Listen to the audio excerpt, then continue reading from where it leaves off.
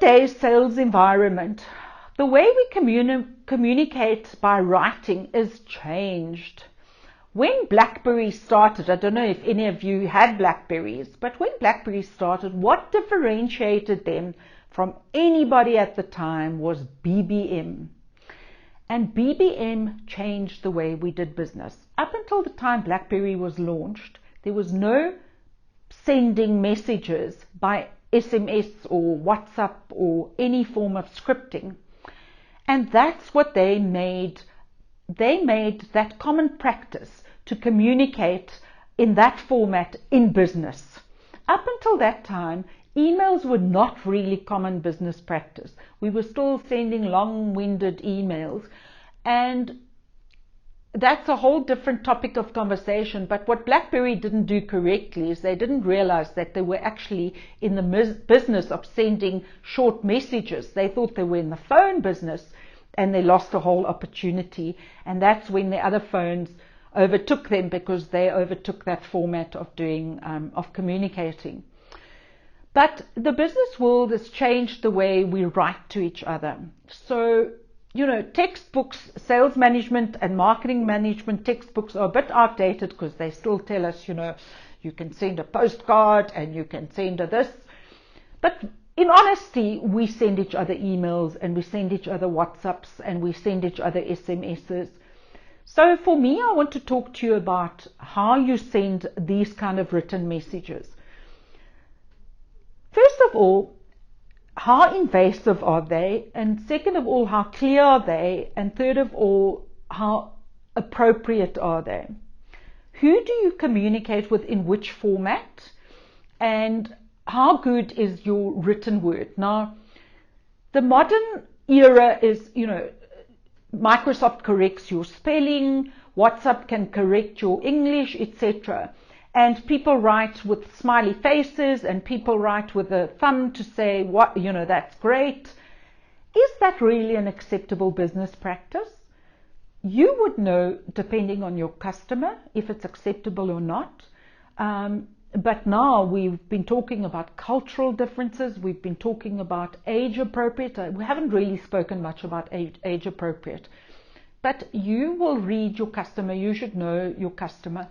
Remember, if your customer is probably a little bit older than 40, they grew up in a different era. They still grew up in a business era where they received business letters, where they were taught to write formally. They didn't get short messages. So they don't want I in a small letter. They want I in a capital letter. They want their words written out. They don't want short messages. And I'm generalizing, because you get people who have adapted. But you've got to be mindful of that. You've got to be mindful that your written message is not seen as spam. You've got to be mindful that your messages are sent at the correct time. Are you allowed to send a WhatsApp to somebody after hours? Are they allowed to send you a WhatsApp or an SMS after hours? So these are all things we have to consider when we're sending written material. Also, we cannot ignore how we write. And we have to still know that writing is a reflection, firstly, on you as the salesperson. It's an extension of you as your brand and your personality and your organization. So if you're going to be sending your customers jokes and political memes, will your organization be happy with that? And if you're sending personal things out, does it reflect on you? So be very mindful of if you're doing it correctly and if you're doing it appropriately. Then, what is and what is not the way that your organization wants it? So an invoice is still a form of written communication, as is a proposal. And it is wise to learn how to write a good proposal. The modern way is not to write long-winded documents. The modern way is to write short and precise documents. But it is wise to learn how to write a good proposal.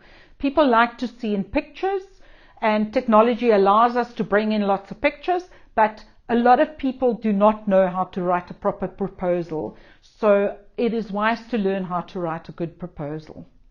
When selling to different types of personalities, there are different types of personality styles that you sell to, and you communicate to these styles in different ways. We've all encountered them. You've got a certain customer that behaves in a specific way, and therefore you treat him in a certain way. So let's try and understand these personality types, or these communication styles is probably the better word to call them. So the first one is called emotive communicators. Emotive communicators. Now, emotive communicators are people that, as the word says, they're emotional. They like to keep everybody happy. You as a salesperson, they like to support you. They like you, and they're quite friendly. So these are the guys that become your friends, and you take them to golf, and they all around nice guys. The problem with these type of communicators are they like that to everybody. So as much as it's nice to communicate to them and easy to communicate to them, remember everybody's communicating to them in that style. But it is a way to adapt to emotive communicators. They are friendly, they like to keep everybody happy, they easy to communicate to. Okay. Directive communicators are people that are very hands-on in the business, and they consider every decision thoughtfully.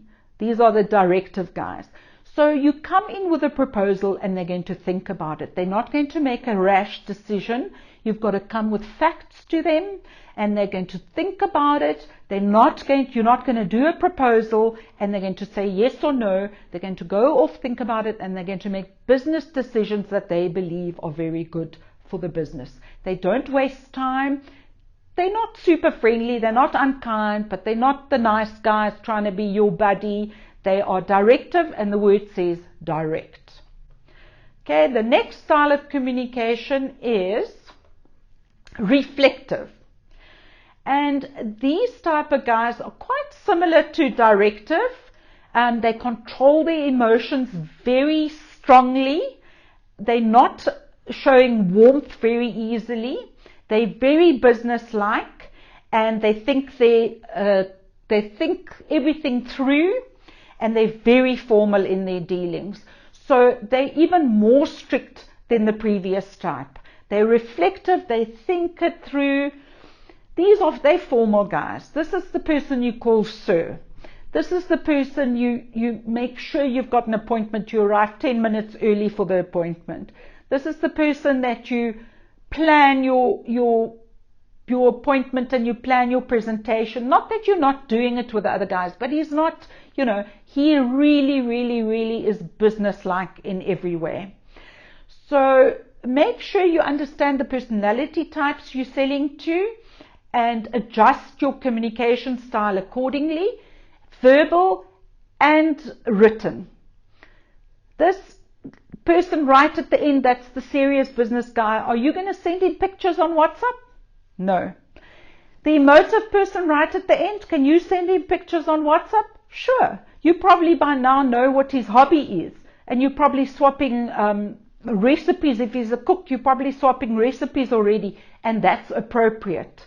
So understand the different communication styles and be appropriate accordingly. Okay.